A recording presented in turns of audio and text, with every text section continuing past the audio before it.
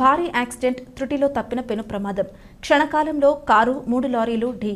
ఎటువంటి ప్రాణాపాయం సంభవించకపోయేసరికి ఊపిరి పీల్చుకున్న స్థానికులు. చిరుగాయాలతో బయటపడిన బొప్పాయి లారీ క్యాబిన్ పైనున్న కూలీలు, కారులో ప్రయాణిస్తున్న ప్రయాణికులు.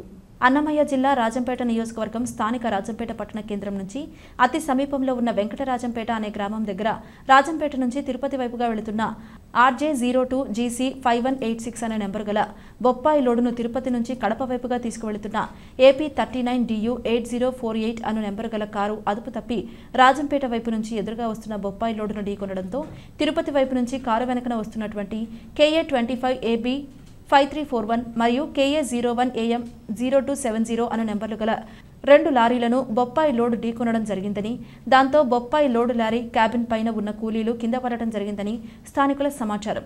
అయితే బొప్పాయి లోడును ఢీకొన్న కారు నెంబర్ ప్లేట్ పై సౌత్ సెంట్రల్ రైల్వే అని బోర్డు ఉండడం స్థానికులు గమనించడంతో ఇది ఒక రైల్వే ఉద్యోగికి సంబంధించిన కారని ఓ పక్క చర్చించుకుంటుంటే, ఇందులో ప్రయాణించే ప్రయాణికులు సర్కిల్ ఇన్స్పెక్టర్ కుటుంబానికి సంబంధించిన వారని పోలీసులు అనుకోవడం జరిగిందని మరోపక్క గుసగుసలు వినపడుతున్నట్లు తెలుస్తోంది. ఇంకా పూర్తి వివరాలు తెలియాల్సి ఉంది.